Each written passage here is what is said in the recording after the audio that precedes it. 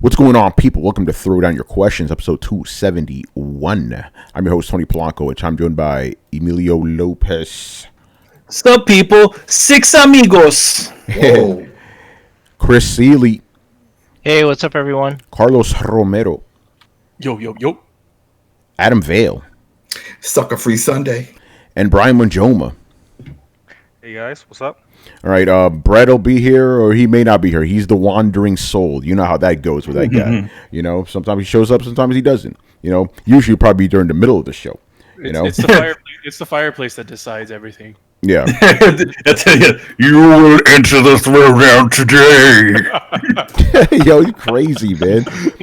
All right, so before we start, one of the ongoing jokes around Throwdown is like Adam wishes everybody a happy birthday, right? So collectively, we're like 1,000 years old on this show, you know, like how many birthdays we have. But it turns out that it is actually somebody's birthday today, and ironically enough, it's me, your boy, you know? So what's up with that? I'm trying to point at the one. Like, which one might be you? Well, I just pointed at myself. Yeah. Yo. By the way, Carlos. I was hanging out with Mike tonight. He's like, "Yo, man, your birthday's been going on for too long." I'm like, "This shit is over."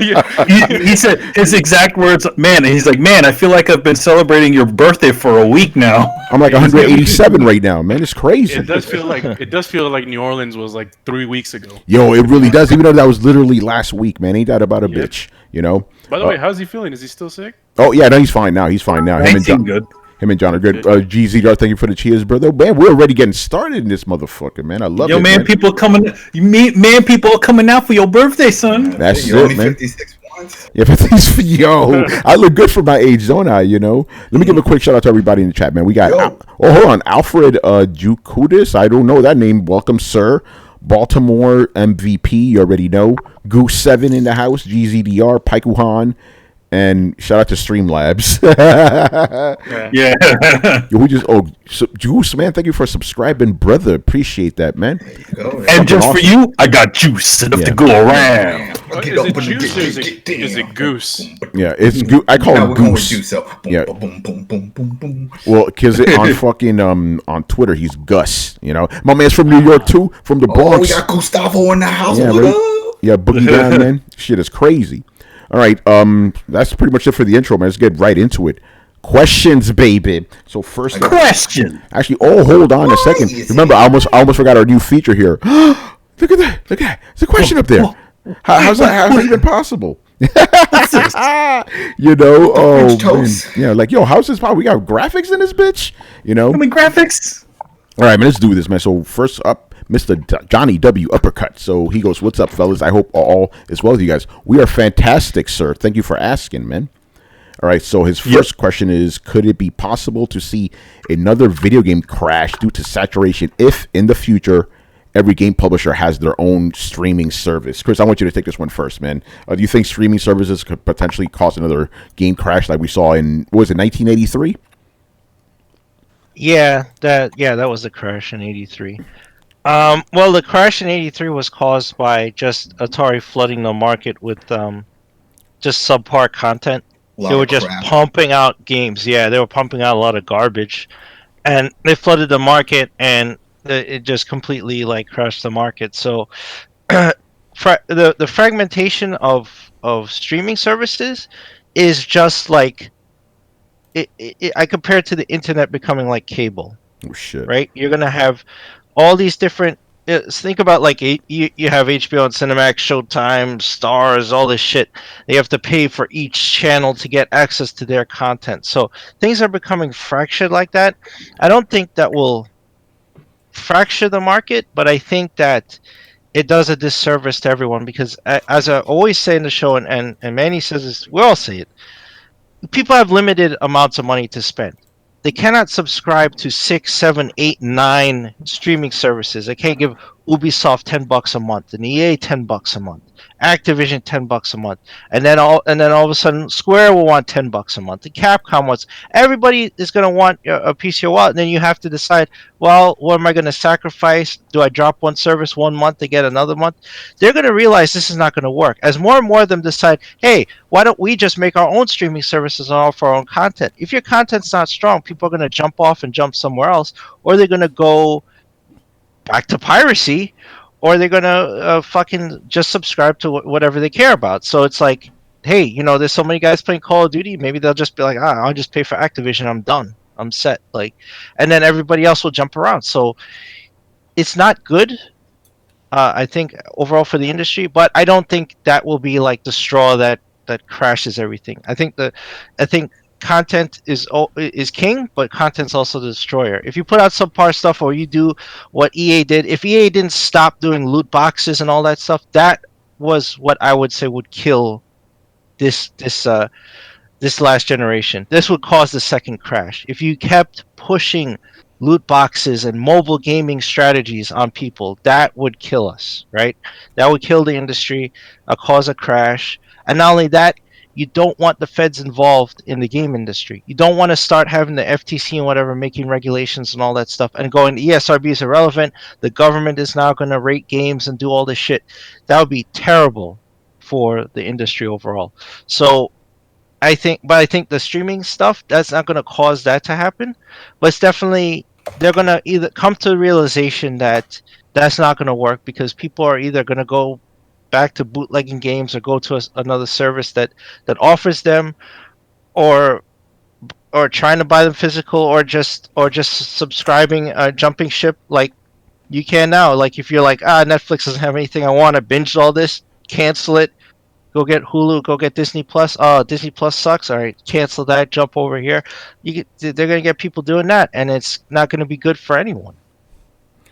Yeah, I mean that's something. Remember back in the day, which actually it's funny because it's this generation when EA Access. It was EA Access, right? That's the name of it. EA. Yeah. For some reason, I was going to call it EA Play. When EA Access came out, I said, it was a little bit kind of conspiratorial, but I said my fear was that this is going to set a bad precedent. You're going to have all these companies potentially having their own services. We haven't gotten to that point yet, but it's starting. It's already starting. Like basically the big publishers are already starting to do it, right? What's, like Chris just said, what's to stop the developers from doing it, right? We could see Capcom streaming service, fucking Square Enix, Sega, all this shit. So that's my main thing. It's like if you have all these things, think about it right now. Like Chris just said, we have Hulu, we have Netflix, we have Disney Plus, we have CBS All Access, we have all this shit. People are like, yo, fucking, it's too much. So that would be bad. But at the same time, I do agree with Chris. I don't think that's going to cause a video crash. Thank goodness gamers actually spoke against that fucking loot box shit, because that would have been bad. Like, again, the last thing we want is the fucking government messing in games. Those motherfuckers are big enough as it is. You know what I'm saying? So that's a good thing that's going on there. Go ahead, bro. But basically, I was just saying, just to answer the question directly, no, I don't think that's going to cause a video game crash, but it's going to sour a lot of people. But at the same time, people get sour on it. We're going to see these companies pull back and just put their streaming games on like a unified service, whether it be fucking, Xbox, xCloud, PS Now, or GeForce Now, or GeForce Now. Yeah. By the way, my old ass. I was about to say OnLive. That shit don't exist no more. Go ahead, bro. Because EA has 3 different subs and none of them correlate. None of them are connected. So you're paying the $5 or whatever for on Xbox to access the service. Then you have the PC version. Then you have the PlayStation version. You need a sub on each version. So it's not like, oh, well, I have one master account and I can log into all of them. No, you need to have a separate sub for each. That's bullshit. Yeah, that's what I'm saying. It's too much, man. Yeah, eventually, and we'll see if this catches on. But the whole thing with GeForce Now, the fact is, like, how about this? We're going to take a different approach. We're not going to try to sell you any games. We're going to sell you the server space on the side. So that way you can connect to with all your stores or whatever you have and then play it here. And I think eventually we might see that because of this fragmentation of all these games on, like you said, just like the TV, some are on Hulu, some are on Netflix, it's all over the place. And eventually people will stop, and this is how we'll know, where they just stop subscribing, and when they start seeing that's what I think is going to happen, off, but then what does that do? They just revert people back to TV? Is that how that goes? Because then it's like, well, that was for everybody over the air, So. Yeah, no, you're right about that. It's just interesting. By the way, a quick little update. Remember on Thursday we talked about how fucking Blizzard pulled all its games off of GeForce Now. Apparently, and for you guys listening to the show now watching, quote unquote, it was an accident. Get the fuck out of here. Yo, imagine losing an entire library of streaming games because of an accident. Get the fuck out of here, man. Bullshit. So for guys and people, you're all in there over at the Coalition tomorrow. I have a story all about the GeForce Now service. It's not an accident because they're not the only ones. Capcom did it and EA did it. So don't tell me they all fucking had accidents at the last minute. There's some shit going on. No. I'm sure it has to do with money. It's always comes down to damn money. And I even said, I said, you know what? This is a popular service. This is NVIDIA. This isn't some Joe Schmo coalition of rich guys trying to get into it. This is NVIDIA with the video cards. There's no way these publishers are going to shit on them like this. Mm-hmm. So they're probably going to work something out. And I'm sure it's going to be on there. And just like you said, an accident. An accident, my ass. In the mail. You know? We accidentally forgot to open the envelope with the check. Now we see the check. I think. Bobby had the check. Shit, man. Bobby, why didn't you tell me about the check, bro? I definitely think that it was because it's.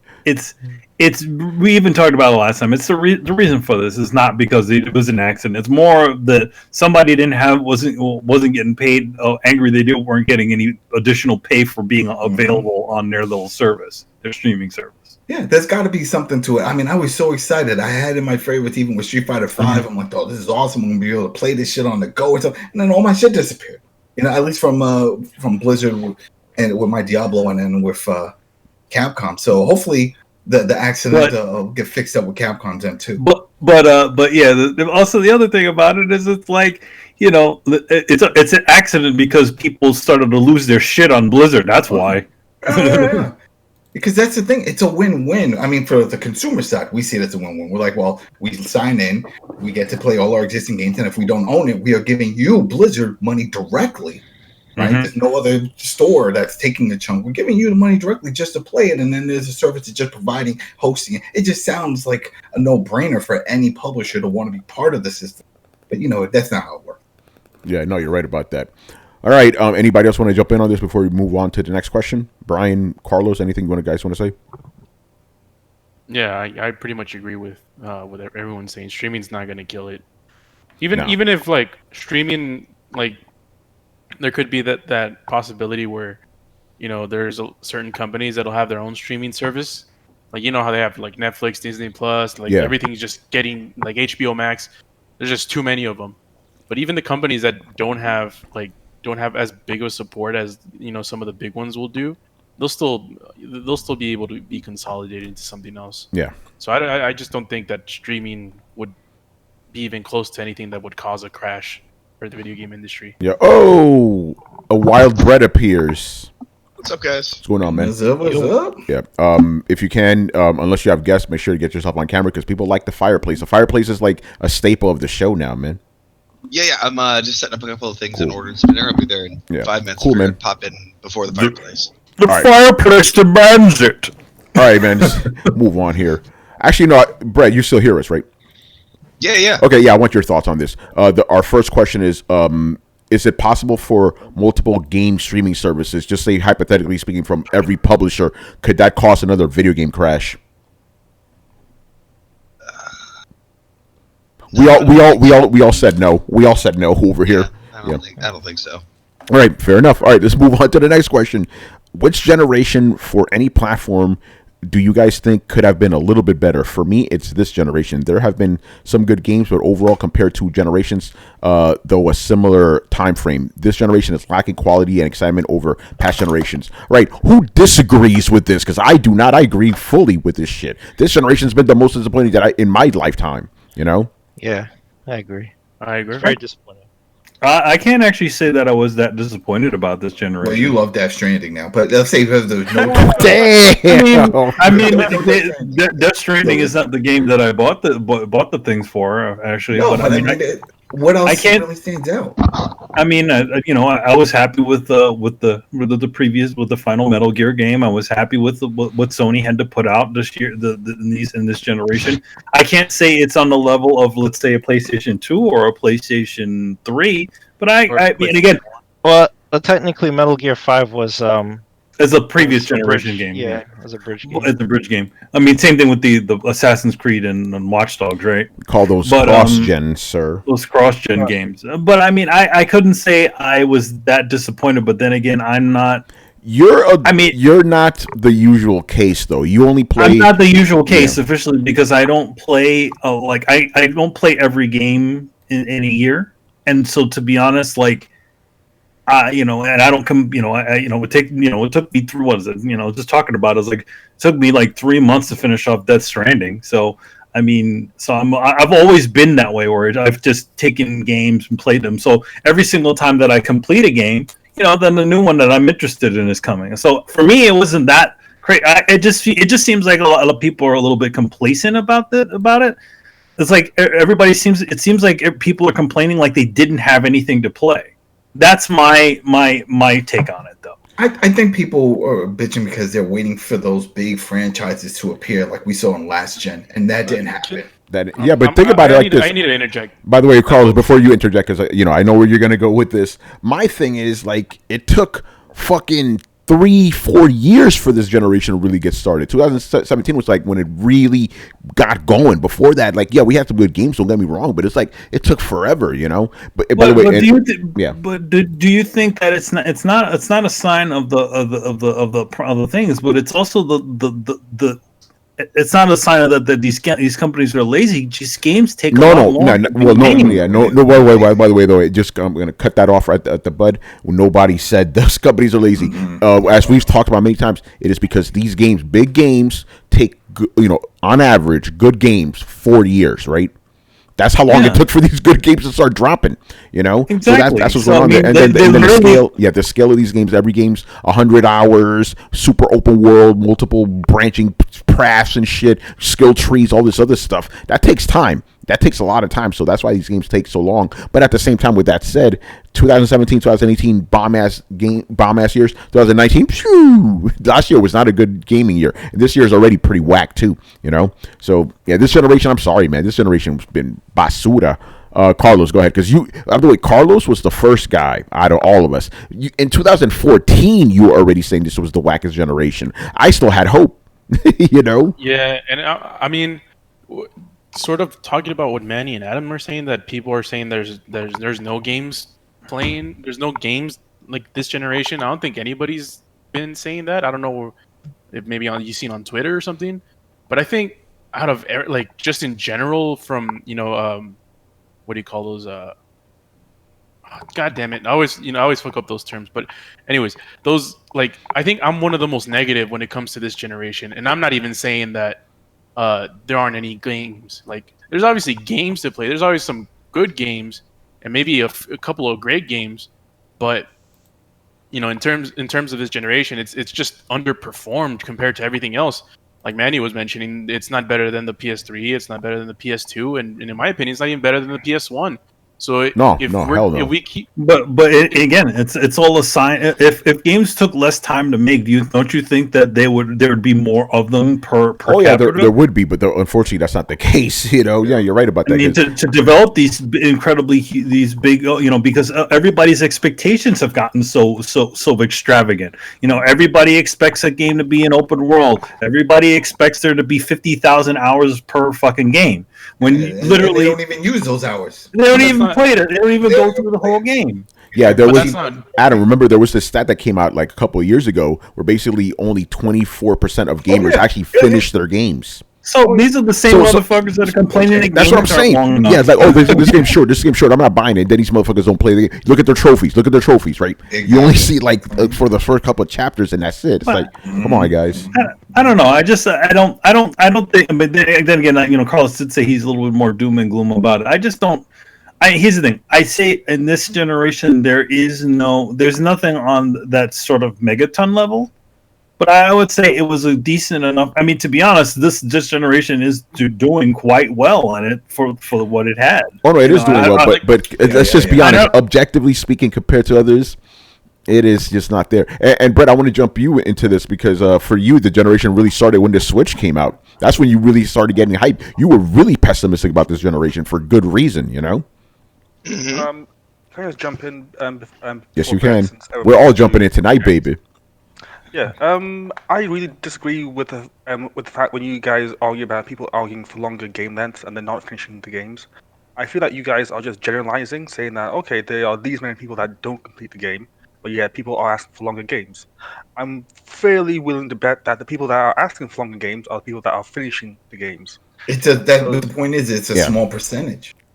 Yeah, but it's still people that are doing it. Like you can't Of just say course, that. we're You can't them. ask for longer games when you don't finish them. It's like I don't think that those people exist. Like I'm one of those people that says that I like my games nice and long, and yet you can see my trophies that hey, I actually finish games. So I highly disagree when you guys say that. Yeah, I see what you're saying, but like again, look at it from my perspective. The way I see it, like, okay, I see dudes on social media screaming about how they want longer games. Then I see the actual stats. I'm like, there's not, you know what I'm saying? Something's off you see here. the percentage, and they're low. Yeah, the general consensus is that they don't. But then that's with most things. People just pick stuff up. So you think the 24% that beat the games are the guy? So you think the 24% that beat the games are the guys screaming about longer games? It could be. You could be right. You could be right. But it's just a weird disparity. Because what they see is that the companies just turn around and say, "Oh, since that 70% of people don't finish games, let's make them shorter." And it's like then that 24% gets screwed out, and it's like that's not really fair on them. But don't you think that? But don't you think that a lot of games these days are artificially padding things out? I mean, to be honest, just because to use like a game like Red Dead Redemption. Granted, there is a lot of hours in it, but how many of those hours are you fucking driving or taking a cart to the place that you need to do the mission? I really liked Death Stranding, but that game is master of fucking padding. Literally, just like why do I need to go walk through these dumb mountains and all this other shit to just do this one thing to come back again? Yeah. By the way, Manny, toot your own horn, man. What did you do in Death Stranding? Well, what do you mean? Oh yeah, I got the platinum trophy in Death Stranding. I did it. I played 235 hours.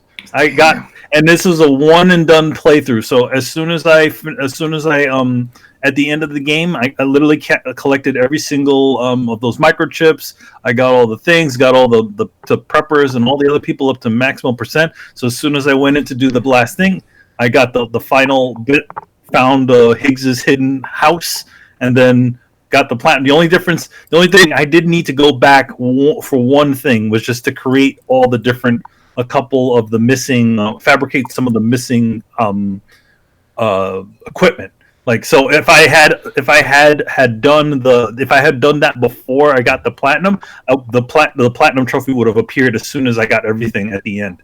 But whatever, good stuff though. Yeah. Anyway, back to the conversation. Brian, go ahead, man. Okay, what was the question again? About the long games and stuff, and how like only 24% of people beat them.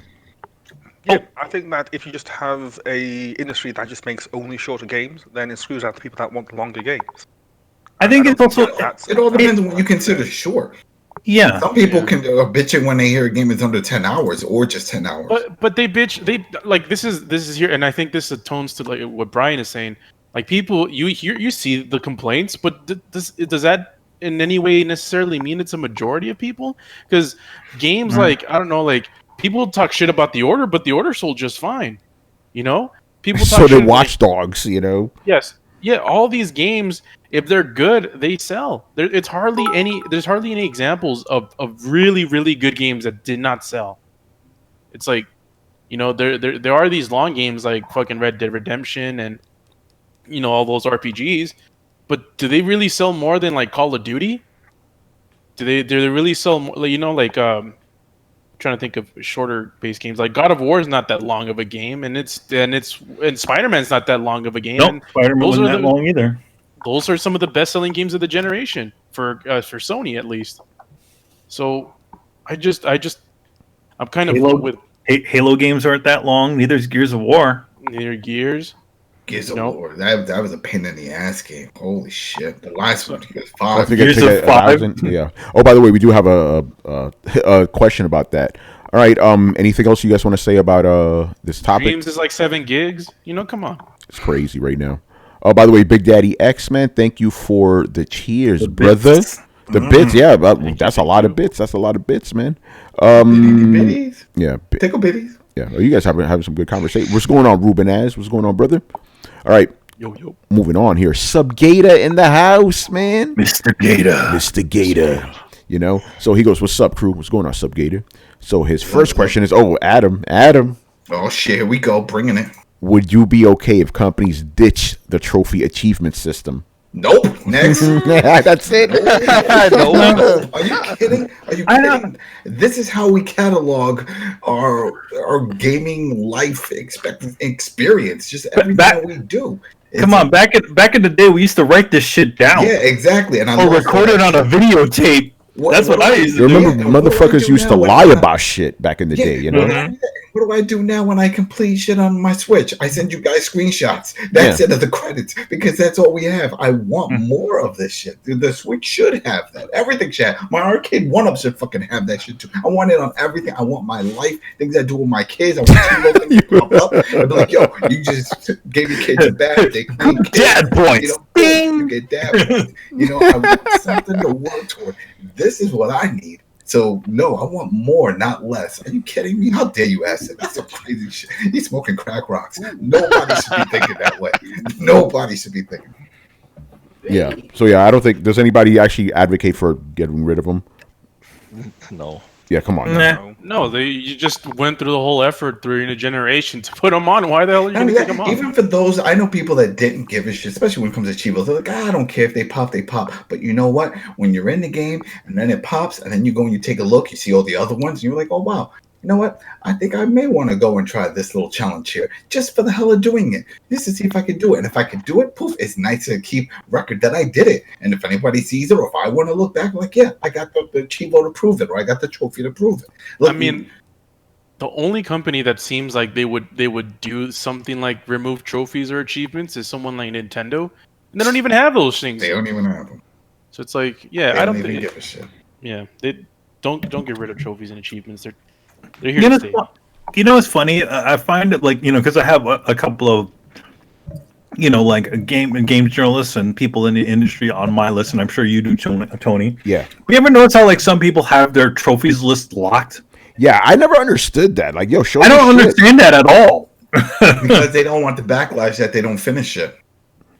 Yeah, but that's even worse if you don't show it, you know? I mean, Greg Miller shows his shit. Yeah. His is pretty insane too. Like, you go back and you see how many he did. Even Mark Cerny has his open. Doesn't like Shuhei also have his open? Yeah, sure. Yoshida has it open, and you can see what things that they're playing and what games that they've platinum. Fucking Mark Cerny's a fucking beast. I mean, he's finishing. He's either that or games and an architect, and at the same time, yeah, he's playing the games and he's architecting. Either that or he's having his kids play for him. He's boosting. He's he's like, hey son, would you beat this game for me? Yeah, right. Shit, I remember I almost cried. It was a girl I dated, and she was into RPGs, and it was on the Xbox 360. And I remember coming home and she's like, "Yeah, I finished what it was. It was some game." I almost started crying. I was like, "Shit!" I looked at it, it was like 600 Chivos. I'm like, "You did it! You did it!" Boosting my numbers. You just won us some points on the Xbox store. Right? That's when they used to do that. That was a short run when they did that. Now they do it again. Now you can do that. But it's certain games, challenges, part of a game pass. That's one thing I would like to see in the future. That they reward you for, not only just getting, like having a record of what you did, but also maybe give you a little something. I mean, granted, Adam, you get a bunch of stuff from Sony every so often. Yeah. They're like, hey, you got the platinum. Yeah, I feel like because they watch. And again, for those who I don't want to sign up on all of them. Create one fucking email account and just have everything signed up on it. Mailing list, newsletter, because you'll be surprised the shit that they send you. They'll say they want to put you in a beta. They say they're going to give you 20% off. Hey, they'll say they'll give you free DLC. They are constantly sending stuff. Just think of the days of your grandma clipping coupons and be like, wow, these crazy coupons. I got buy one, get one free. They're like, wow, that's really useful and cool. Well, the same applies to gaming. You just have to sign up to all these. Sign up to EA, Ubisoft, sign up to all of them. Put it on one email account, and you will be surprised the goodies that come in your mailbox. Yeah. All right. Who is shuffling papers back there? What the fuck? I don't know. Somebody else on the read. They're playing with a lot of shit. They got notes. They got notes. Hey, listen, become prepared for Throwdown, man.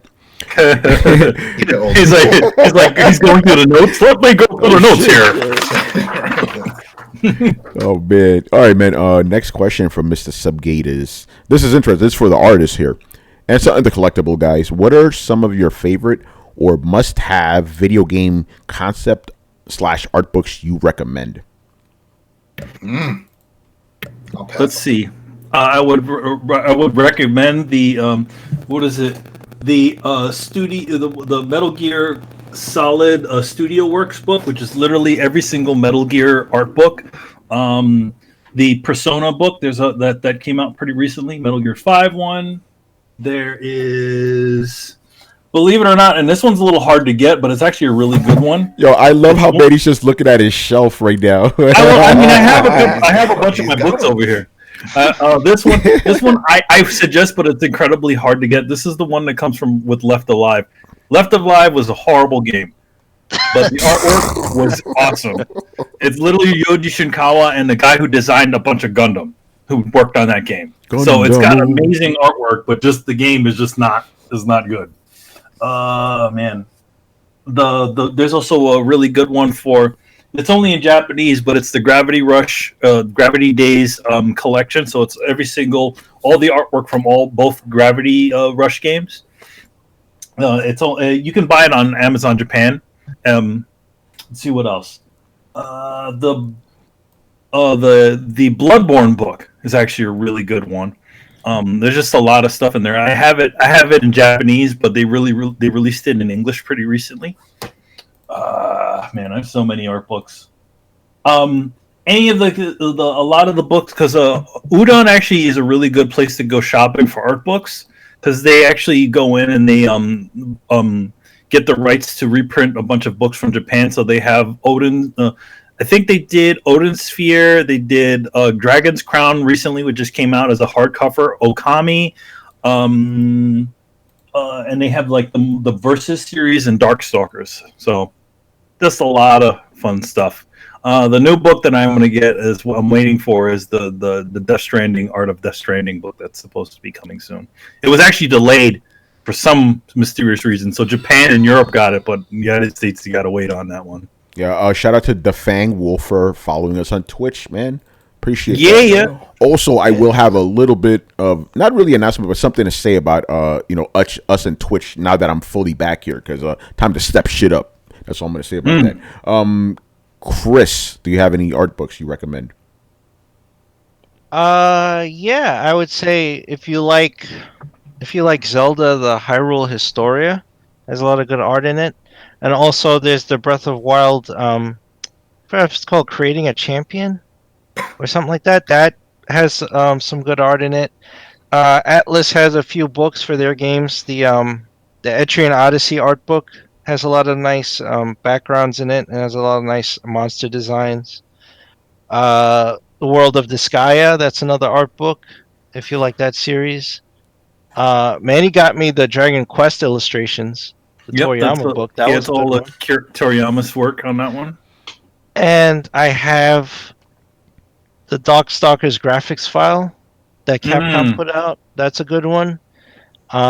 There's also, I have a few Metal Gear books. I don't have like a complete one, but I have the Art of Metal Gear Solid 4. The Art of Metal Gear Solid 5. I have a separate book just of Ashley Wood's art of Metal Gear. Yeah, that's I have that one.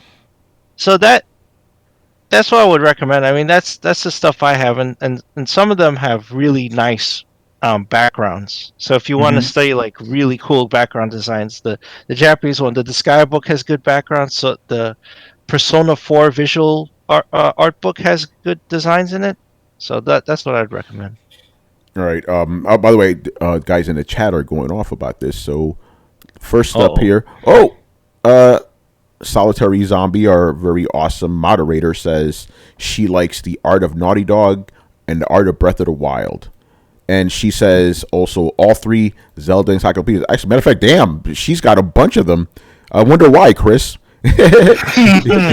You married well, sir. So she recommends all 3 Zelda encyclopedias: Dead Space, Mass Effect, and World of Warcraft. Cool stuff. Yeah, I don't know if they own a Mass Effect one. Can I throw in Bioshock? Yes, you can. Yeah. Bioshock. Art Nouveau designs are dope. Did they have an art book? I don't remember. I know 2 did, at least, because I have it. Is that the only good thing that came out of 2? Yeah, probably. Hey man, they always everybody says Minerva's Den. And here's the thing: 2 gets a bad rap, but in hindsight, I don't think it's a bad game, especially compared to a lot of the shit that we get. Like, I'm really looking forward to going back and playing the Uncharted collection, which was free this month. Also, Bioshock the collection was free too. That's what I'm saying. It's free on PlayStation Plus, so I'm gonna go back and play the second one with some fresh eyes after I've been away from it for a while. Because that may be one of those expectations. Like, I'm not expecting it to be a stellar game. It probably wasn't as bad as I remember it. Yeah. All right. Anybody else? It might be better than 3. Who fucking knows? That's a controversial statement right there. Well, you weren't too keen on Bioshock Infinite. Did you like Infinite, Brett? Not that much. Interesting. You could only carry 2 guns. The way that they tried to streamline the experience, the way that they had a helper with you that was constantly tossing you shit, like the story didn't hit the same notes. The action didn't hit the same notes. I was even talking to Joe, one of my other apprentices, and he's like, "Yeah, man, I can only have 2 guns, and like my powers don't feel like they have any real impact and the oomph anymore. It's weird compared to the other ones." Yeah. So yeah, and those were some of the complaints I had in the third one. So I might come back and tell you all Bioshock 2 is better than 3, and then have everybody yell at me. Yeah. I mean, we do that all the time, so that wouldn't be new. It's true. It's true. All right, man. Witcher 3 art book for sure. Nate, what's going on, Nate, brother? All right. Cool. Bioshock 2's director. Did you throw a coin for it? Yeah. Did you throw a coin for it? How many coins, man? Who says it? Goose says Bioshock 2's director was the dude who created the Sander Cohen level in Bioshock 1, by the way. Cool. Oh, Manny, you won't like this answer. And Nate says Xenogears art book. I have nothing against the actual art. Oh no. Actually, no. He says the art is good, but he doesn't think they made a book about it. Okay, I got you. No, yeah. I mean, I have nothing against the artwork to Xenogears. It's actually a quite attractive game, but the game wasn't very good for me. Man. All right, let's move on here. Reaction Gift King, who is actually Goose. He renamed himself in the Discord for whatever reason. All right, so his first question is... Actually, hold on a second, because I got to remember we have these new fucking graphics, so let's get it up. Man, bam! There we go. Get my ass out here. All right, so from the outside looking in, Sony seems to be having a hard time getting PS5 off the ground in terms of reveal, pricing, messaging, etc. New leadership has brought sweeping changes in Jim Ryan, Shuhei Yoshida being moved to a different role, Sean Layden booted, leaving, Herman Hulse taking over as Sony WWS, for example, and now with this new report from Mini Mike B's publication, he's talking about Bloomberg about production troubles. Is it just us and the media thinking Sony is stumbling out of the gate, or are they actually stumbling out of the gate? So what do you guys think about the way Sony's handling the PS5? I got my fucking opinions on this shit. Can you rephrase that? That I just did not follow that question. Okay, I'm just gonna simplify it. As a matter of fact, the simple version is right here. Is Sony stumbling when it comes to revealing the PS5? Are they mishandling it?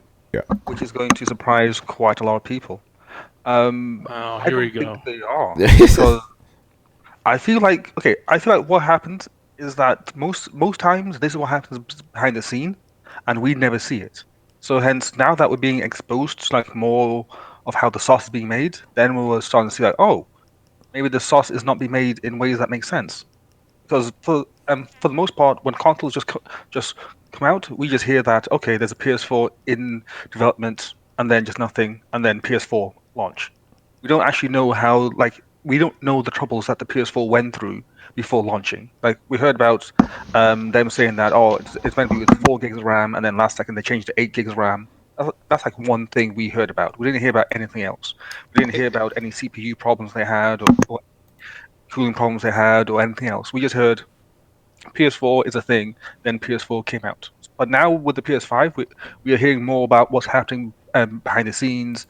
We're hearing more towards what's happening with management. So I feel like the fact that we're being exposed to the chefs in the kitchen as they do their jobs, people are getting concerned. I'm going Brian? to say there's no reason to be concerned because again, this is what chefs do. Like they try stuff out, stuff fails, stuff works, and then eventually they get something out in the end. Like that's how most things work. Like I'm pretty sure that it's the same with any type of software in that you spend months just building crap that never gets there, and then last minute you make your product, which only contains like 40% of the overall work that went into the whole thing, because so much stuff gets cut, so much stuff gets left there, here, and everywhere. So I think I say don't be concerned. I think it's just part of the process, and we're just seeing it now.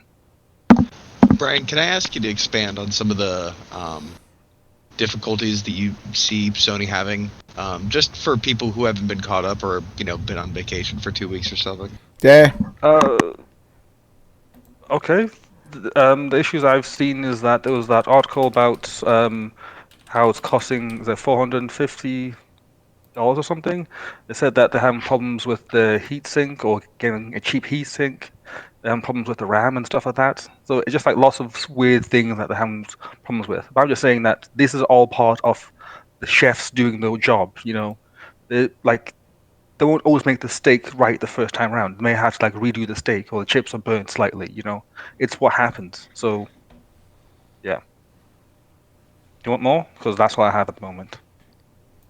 Yeah, basically, I mean, it's a bunch of things. Like, earlier this year during what was it, CES, they kind of got people hyped over. They're going to reveal the PlayStation 5, even though we know they weren't. They just had a logo. The whole fact that they're coming out with a new system this year, no E3 presence whatsoever, no announcements. Xbox beat them out the gate announcing their system and actually showed the system.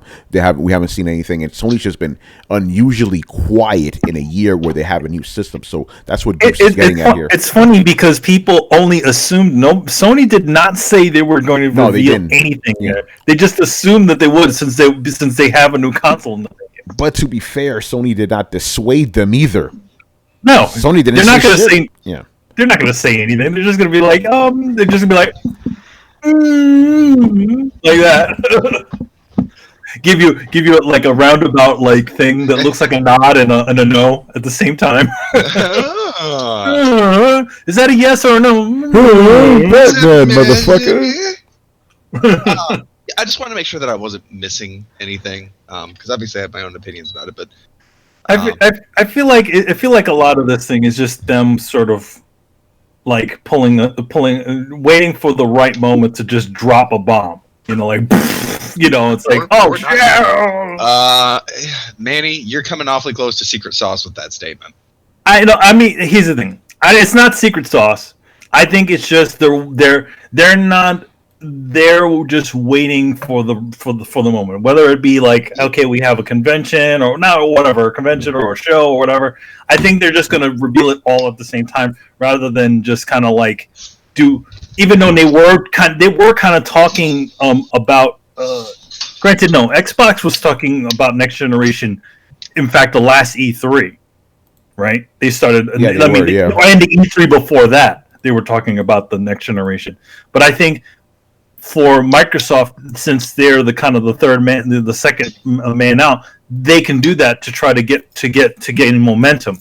Sony is just waiting and then boom, it's there.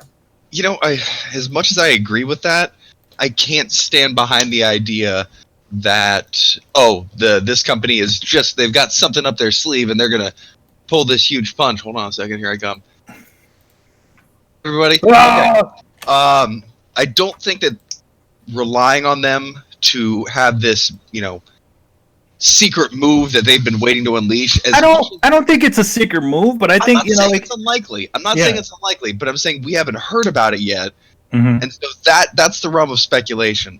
And I'm trying real hard not to let because I do love Sony. I'm trying real hard to not think that same thing, because I'm like, well, you got to remember. The scales are like this right now, but then Sony's going to come out with a left hook and they're going to even out. And I'm like, wait a minute, but we're talking about right now. We're talking about how they've shown things thus far, and thus far, Sony has not done a good job of launching this thing. If you go straight by, I mean, I mean, you know, once it is announced, that's when we can sort of really make sort of decisions about it. I mean, it's like no information or compared to exactly. And there's the statement I think that holds the truth in it. When they give us more information, or when they really announce it. They've really announced it, but the fact that in our minds we go, well, they haven't really announced it. No, I mean, yeah, you haven't seen you didn't put up a sizzle video like Microsoft did. And that's what I'm saying. Like, so by that definition, you can't really say that they've done a great job, because technically in our minds they haven't even done it yet. They haven't done anything. I wouldn't say it was a great job. I'd just say they haven't really done anything yet. Well, you can't say an unfinished job is a great job. Well, I'm not saying it's a great job, though. It's, I mean, it's not. No, I know. Yeah, I can't judge them on doing anything, because they really haven't done anything. Exactly. So if we had to judge right now, it would be Microsoft gets a blank, Sony gets an incomplete, and that's being fair. Normally, incompletes are judged as kind of like, not doing well, and that's not even open to the conversation of Microsoft getting ahead of the curve on Sony this far, and Sony just being like, I mean, that's cool, we have a PlayStation, and then not really responding. So even in a vacuum, I would say up to right now, Sony has not been doing a good job. And outside of a vacuum, they've really failed to respond to the things that Microsoft has put forward. In terms of sheer hype generation, they're dragging. And it may be because just like all of our favorite anime, they're waiting back with this big fucking secret move, and they're gonna plow, and they're just gonna right hook it. It's gonna be fucking beautiful. And Sony's never gonna see it coming. Dude, it could just be how do we share a video games moment? It could literally just be one of those things. I don't think they were ready. I don't think they were ready. I think Sony has been planning on launching a new generation for like 10 goddamn years since they burnt the last pancake, and they beat Microsoft to the punch. Simple as that. And that's not like a fuck you, or they beat Sony to the punch, and that's not like a fuck you, Sony, you're doing a terrible job. But call a spade, man. Like, yeah, you guys definitely did beat him to the punch. And as of right now, since they haven't really responded very well, I would say right now, yeah, you guys are kind of winning the media cycle. Yeah, I was going to jump in on that. Think about it like this, right? Microsoft, Xbox has been getting headlines like crazy for 2 months straight now, right? The latest one, we talked about, was Gamertag Radio. Shout out to those guys for their 1,000th episode where they interviewed Phil Spencer. That's part of the headline. Project xCloud's getting headlines. Like all this Microsoft shit for Xbox Series X is getting headlines. Where the fuck is Sony? Sony, you know what they have? A logo. That's it. Well, So it is getting and then people lost their minds off of that. Oh no, they did. They definitely did. Yeah. It's like a slight, like it's like for Microsoft, they have to work harder to get people's attention. When all Sony did was just drop a dumb logo, and everybody's like, "Whoa!" Yeah. To be fair, there's that. It was short term, but there is a little bit of disparity there. But the point is, Microsoft continuously every week, and if you listen to this podcast, you will know that continuously every week. Mm-hmm. New headlines every week. Sony quiet as fuck. So that's why I understand why even I'm saying it. I'm like, yo, Sony, what are you doing? You got a new console coming out. You got to get out there. As a matter of fact, when the PS4 came out, they announced it at this time. Nothing. Trust me, if something was going down, I would have heard about it. Nothing's going on. I could officially say nothing is going on right now. So Sony's they're slipping. They're slipping. I don't know if they're stumbling, but they're definitely slipping. What about the rest of you guys? What do you think? I agree. I think they have not handled this well. I think there's definitely a balance of stuff. You don't want to lie to your customers, right? You don't. I always call out Nintendo when they do that, when they say one thing and do another. So you don't want to have to do that, and you don't want to have mixed messaging. But you also can't just be silent and just let speculation fly and go, we'll deal with it later. We're working on all this stuff. Not put out some damage control so that if rumors start flying out of control, you're just like, whatever. That's not a good solution either. Yeah, it's definitely not. We do not comment on speculation. Yeah, but they're not even saying that. We do not comment. Period. Shit is crazy. All right, man. Let's move on here. Switching graphics. All right. So gamers continue to buy the big tentpole third-party games over and over again. Your Assassin's Creed, CODs, GTAs, Maddens, and NBA 2Ks, etc. Why do the publishers continue to churn them out? Because they're a safe bet when investing billions of dollars into these titles. So here's his question. What can publishers and developers do to introduce gamers to different experiences that they would be willing to take a chance on? Most importantly, how could publishers do this? So yeah, he's basically saying how could they introduce new IPs and kind of ensure that these new IPs will sell. You can't really do that. That's not the case anymore. We've seen a lot of established IPs just bomb. People just not buying them. Yeah, even established ones. You're right about that. Yeah, we've seen that, and that was the whole reason why Ubisoft took the time off, because they started seeing a decline, and we see that with their other franchise that they started pushing them back because it's not a guarantee.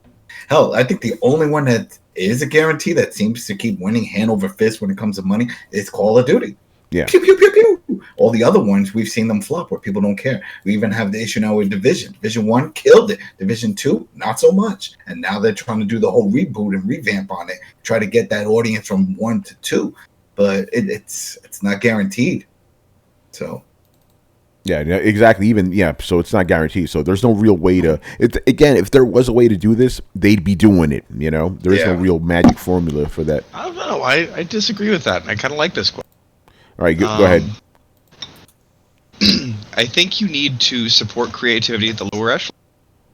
I mean, some of the most iconic, games and experiences come from modding communities. And while I'm not saying modding needs to be opened up on the consoles, there should be at least some program that is scouting young talent, giving this young talent resources, and coming out with small micro games, indie games, light games.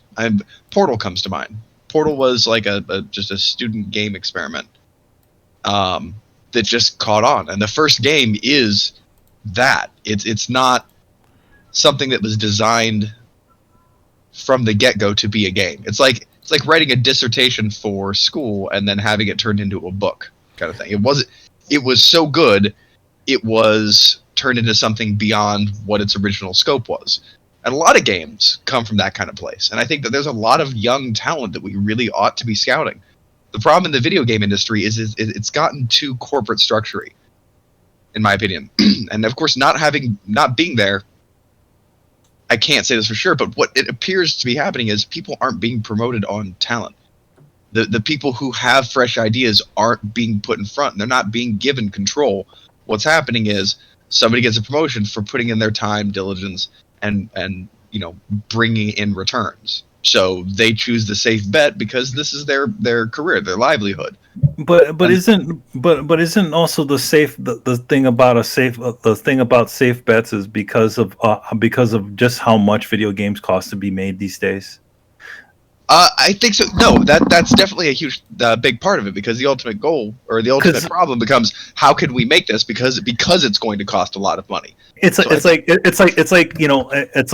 at the same time, it's like, what if like a lot of these, if you remember, like a lot of these sort of bigger franchises that we sort of know now, there were a lot of when them started, they weren't really big. They were, but that's the like thing. God of War, like the original God of War was a AAA game, but it didn't cost nearly as much to make that original God of War game as it did the new one.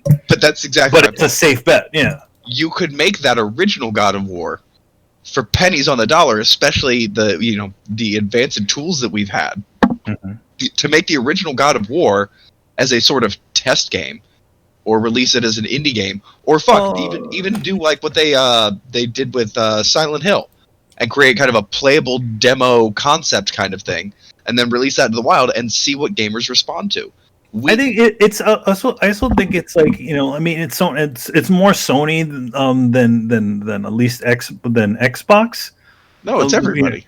Well, I mean, I feel like because you still have like you have a game like Days Gone. That's a totally new franchise. They have a couple of other ones that were like Dreams is a new franchise. Yeah, but these are all gigantic life games. I mean, the problem with what you're talking about is okay. I mean, like there are like then you have other games like the Puppeteer that they're always sort of Concrete Genie. You always have these sorts of games where they're trying to test out these new sort of ideas. Sony's never been afraid of putting out something and it not doing it amazingly. For as many successes they have these kind of fun little smaller games that that aren't near, like we talk about the Gravity Rush series. That series never really cost as much, but they still put it out and they put 2 of them. So I feel like when it comes to like it's a really hard sell when it comes to new franchises, unfortunately. So why would you be against letting consumers test bed these new franchises and then letting them be funded? I mean, since money costs so much and you can't make every video game out there, why not let 12 voices be heard? And what if? Well, Manny, hold on. Finish your thought, man. What if you let 12 voices come forward and let the community decide who they want to see a full-fledged game from? Why can't we have those type of Silent Hill experiences and then decide based on just even votes? I mean, I want to get more than we get these little indie games, but I want to get more than just they're completed. They're finished. They've already put the time and the resources into them. They're not crowdsourcing an idea. And I think crowdsourcing an idea is a way that we get to those lower echelons of creativity that are being ignored because we live in an age of whales. All of these video games are huge fucking whales. We're not paying attention to the lower parts of the ecosystem. That's not good for us. But to be honest, they are sort of paying attention to the lower echelon of the ecosystem. But the lower echelon of the ecosystem is not made by the AAA companies. No, hold on. Okay, I can prove this. No, they're not, because all the successful games, all these little fucking successful indie games, were testbed games in Steam. All Sony does is comb through Steam to find the things that have fought their way to the top, and then take those and act like they're being arty and independent or supporting independent creators. Any examples right now, bro? What example is that? Are you they did of that? Oh god. Okay, I'll look some stuff up. Hold on. Yeah, like Flower. I don't think that was tested. Yeah, Flower was not. Yeah. Flower was not a testbed. Yeah. Yeah, Flower or what was the other game? Gravity Rush. Gravity Rush, the Puppeteer. What was the other one? What about Ori and the Blind Forest? That's the Xbox. Journey. What was the other one that company made? That game company made. Flow. Yeah, Flow. That's one.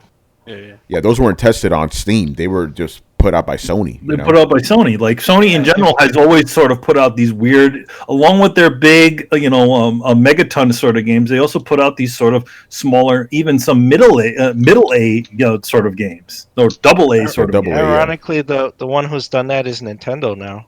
They're taking stuff off of Steam and encouraging ports. Yeah. Because what has independent games become? It's become the fill-in between all the big games. Fills in the gaps between your teeth. Yeah. Yeah, no, but Sony definitely puts out a lot of their own, Goose said Sony puts out those quirky first-party games. They always have. Yeah, that's true. They weren't tested on Steam first. Patapon and Patapon, game. Yeah, Loco Katamari Damacy, Loco Roco. Sony has a history of that. Puppeteer, Shatter, Rain. Yeah. Sony has a bunch of Princess. That's another one. That's right. Yeah. Princess. Yo, man. Yo, that's a game. It's called. Yeah, that is. That's what it's called. Yeah. I know. It's weird. So like Dead Cells, Outer Wilds, Hollow Knight, those kinds of games. Dead Cells was not a Sony game. Yeah, but those are all third party. Hollow Knight. Yeah, those are all multi-plat. You can play Dead Cells on Switch, Xbox. Well, that's my point. Like a lot of the best indie games on Sony are multi-plat games that came from Steam. I disagree with that. I disagree with that. Yeah, like because those are the best indie games on Sony, from third parties. Those are the best indie games on other systems. We're specifically talking about the games we just mentioned that are Sony first party indie games. Sony. And yes, I realize that it's ironic calling Sony a first-party indie game. Yeah, but you know what I'm saying, like the indie. But I mean, like Ori and the Blind Forest is a first-party indie game. That's Xbox, though. Yeah, that's Xbox. So, yeah. You don't think that supporting young artists and no one's saying that.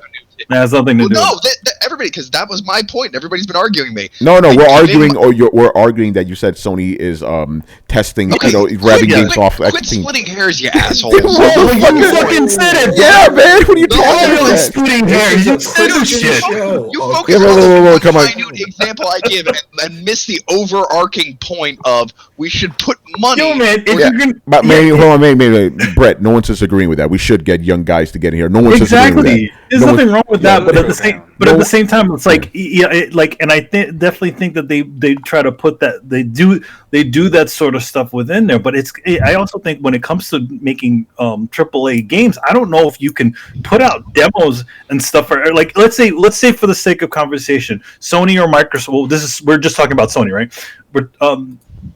Oh no, this is any publisher, right? Let's say for the sake of conversation, every single publisher decided to put out playable teasers for every single game and said, hey, let you decide. Now, all that stuff costs money. I'm not saying playable teasers. I'm saying like okay, Portal, not a AAA game. Portal 2, AAA game. Senua's Sacrifice, not a AAA game. Its sequel, AAA game. Yeah.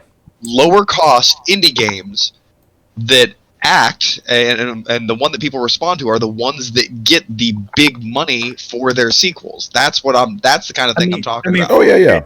No one so more games like Portal and Senua's Sacrifice, more AA games. I've been saying that shit for a while. Yeah, we definitely do need more AA games, but I think for Portal, they essentially just bought an idea off of somebody else. They just pulled those guys in. And that's the problem. And for Senua's Sacrifice, that was purely internally, funded by their own company. Senua's Sacrifice is a good example of this. Portal is an example of a fuck up. Like somebody just fucking made that. Why was nobody watching this person? Why was nobody funding this person? Why did anybody give us a fucking job? So this person had to make this game on their own, and then it kind of like found its way. Oh, hey, this is cool. Yeah, and then publishers were like, "Oh shit, we want to make this game," and Portal 2 came out, and it was fucking awesome. That's the thing I want to see. Remember back in the day when you heard about like Warcraft 3 modders making new games, and they'd find their way onto like Steam and things like that. I'd just like to see. I know that there's young talent out there, but my problem is that when I look at the video game industry and the way that it's built, it's got this very strong corporate structure. I don't know how young talent has a voice in a place like the video game industry. In any kind of art, the bigger business it gets, the smaller the opportunity for creativity to be heard. And video games have to be the worst offenders of this. So how do you fix that? Yeah, that's a good question. It's also there's also certain expectations that even video game fans have. Tony has been known to say in the past that independent games are shit. Stuff like I don't really say that anymore. I just say they're not for me. Man, you love they're not for you. But even so, the thing is that because there's certain expectations. It's almost like the comics industry where it's like everybody expects every comic book to be a superhero comic. You expect people have these sorts of expectations for even that's not proportionate to the actual game that's being made. So in other words, it's like if they're like, okay, every single indie game is a side-scrolling Metroidvania. You know what I mean? Yeah.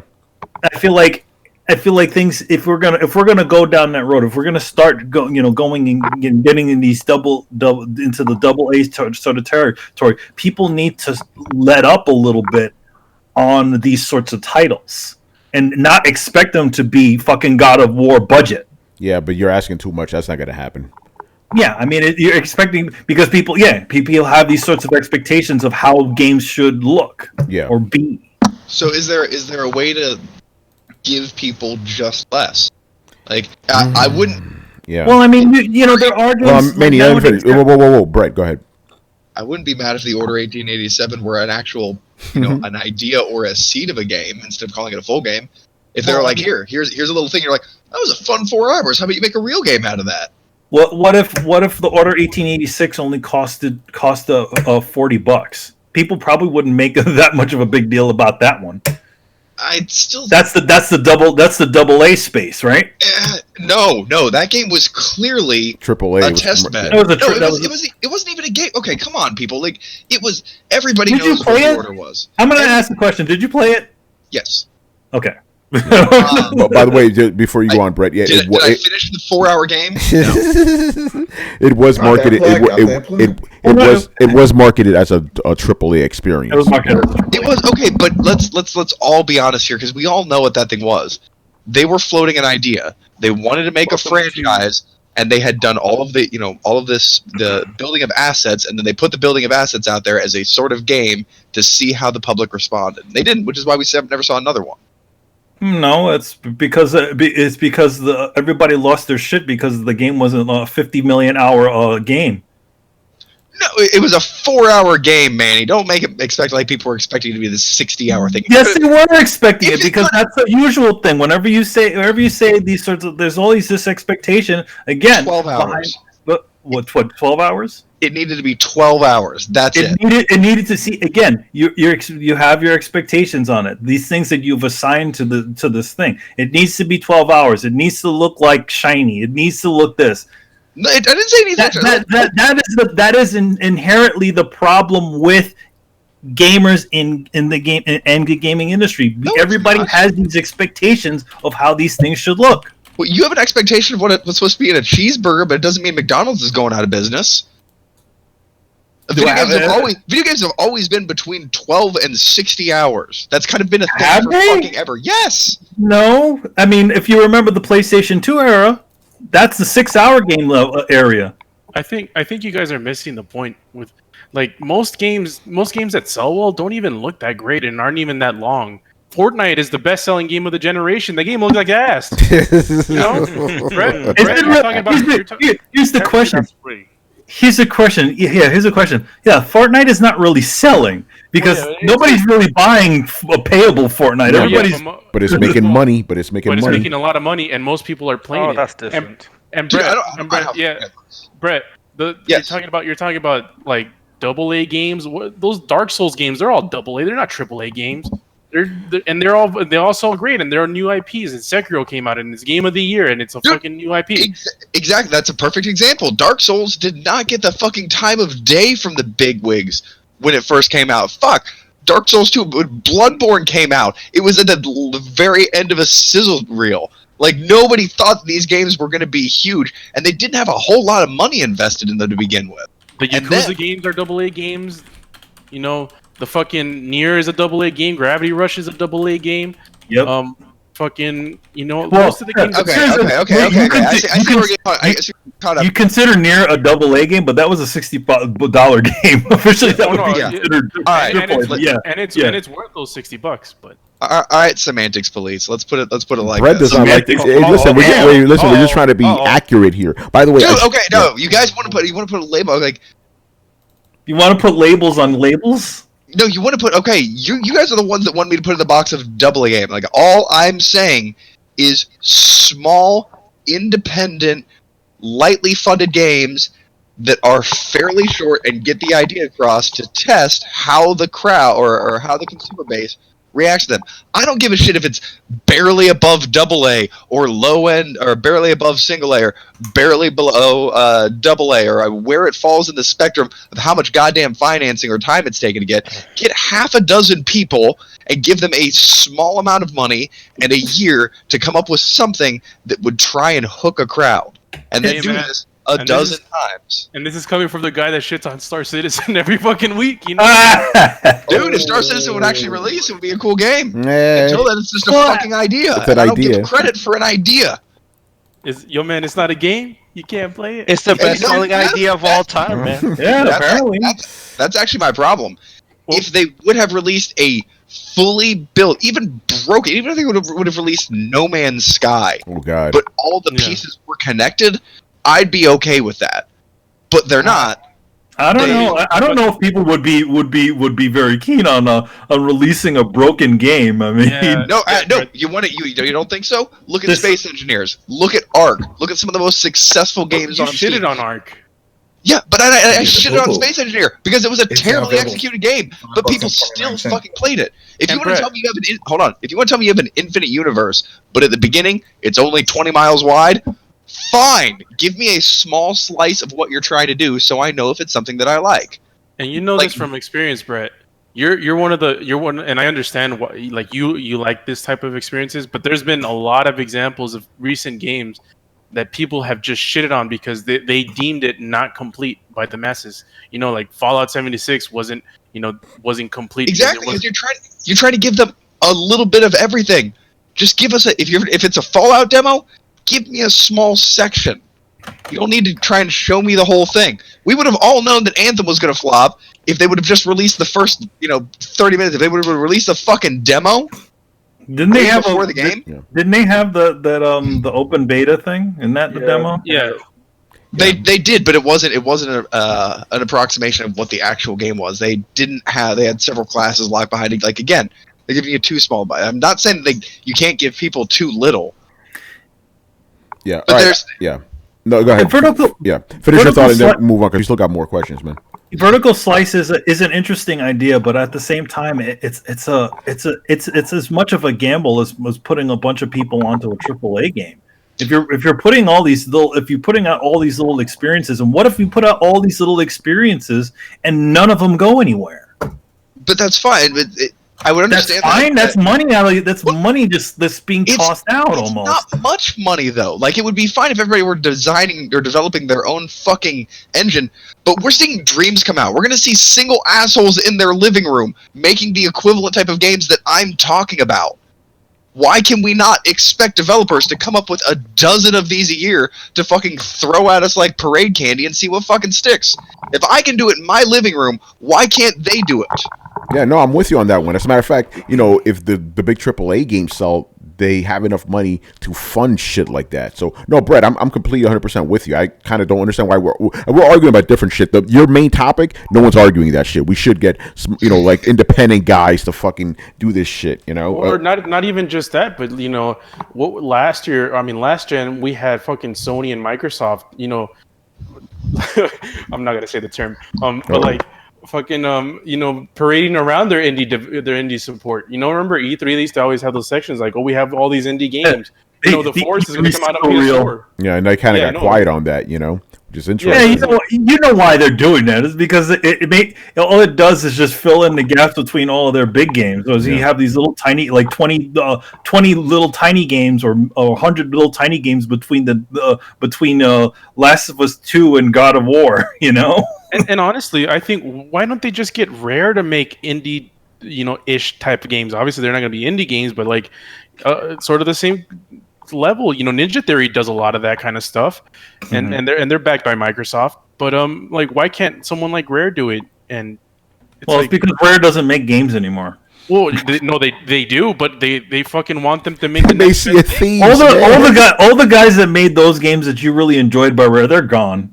No, but that was just wouldn't it have been nice if they decided to do, I don't know, the band, how they did that, nuts and bolts. Not nuts and bolts. The guys who did Ukulele, they essentially made another Ukulele game, but it's essentially like a side-scrolling game, like the Donkey Kong Country game. Yeah. Now, what if they did? Guys? Yeah. What if they did? What if while they were at Rare, they did something like that? It wasn't a Banjo-Kazooie like 3D experience, but it was a side-scrolling experience to go in between there. Or like Media Molecule made those. What's the name of that game? The Vita game, the Tearaway. Yeah, made Tearaway. Yeah, those are really nice, like small ass games, and they sell pretty well too. Fucking BioWare made a fucking indie game, Mass Effect Andromeda. Like. Okay, I gotta follow up. You guys ready for this? Why doesn't Bethesda do this? Considering they need outside people to finish their games anyway. All right, that is a perfect segue to the next one. Actually, it is related. This is from, I believe it is. Let me see. Yeah, Black Metal Gamer. Yeah, I believe. All right, Black Metal Gamer. Only one question this week. What games would you guys like to see be made inside of Dreams? Whether they be remakes, new fan-made IPs, or made-up sequels. So yeah, we were just talking about. If anybody's on camera, could see right behind me, Teenage Mutant Ninja Turtles. That's what I want. Bring that shit back because remember that got pulled from all the stores. So go ahead, bring that back. Thanks. All right, there you go. And In dreams. Oh, in that vein, bring back Scott Pilgrim versus the World, the game. You know, somebody make one of those. Make it in dreams. Yeah, make it in dreams. By the way, I haven't seen anybody make any 2D side-scrolling games in dreams. I've only seen 3D games. Make some fucking 2D beat-em-ups, man. There's a couple of 2D games in there. Some people, I think there's it's funny. Since they released that beta earlier on, there's all this content that probably wouldn't have been there day one. Yeah. I mean, I would like to see. I don't want to see them make remake games, even though it's what you're going to do if you want to do if you made one of those things to kind of test the bed. But I personally would like to see people create new things. I've been keeping tabs on the Dreams community and all the different crazy things that they've been doing in it. Like making first person sort of game, like first person shooter type games, or games like sort of like Myst, where you solve puzzles and the environment changes around and sort of stuff, and you're like wondering to yourself, how the hell did they do that? I think that I like to see more of that sort of stuff, where it's like something that's in a direction that you would never be a normal video game company direction. Yo, by the way, some of these answers right now. So, Goose says make Half-Life 3. GZDR says someone needs to troll Microsoft to make Scalebound. Oh fuck! Oh, Carlos. He said Goose said make Agent. Yo, man, you gonna make a logo? Right? I think we should just make up. No, you know what? They can make up their own version of what they think the game would have been. What is the agent? What do you think the agent will be? It would have been Crackdown. What's the name of that game? 8 Days or something? 8 days, yeah. We have the cars in the desert and the guns. Yeah, right. Do and that. Deep Down, make Deep Down in there. Right? Oh shit! There you go. Watch people make all the games that they think gamers deserve. Hey man, make fucking Final Fantasy 7 will probably release before this one. No, make the Final Fantasy 7. Brett, make the Final Fantasy 7 you wanted, bro. Exactly. Well, that's exactly what I was about to say. Make remakes in the game. I mean, that would be. I'm sure they won't allow it for one reason or another. No, there's stuff on there. Oh no! I mean, remakes would be absolutely perfect because there's a template to go off there, but there's still room for artistic expression. So, have a Final Fantasy 7. I would honestly be surprised if we don't see at least one headline showcasing a Final Fantasy VII remake in Dreams, saying the Final Fantasy remake we all wanted. Damn. That will be a fucking news story.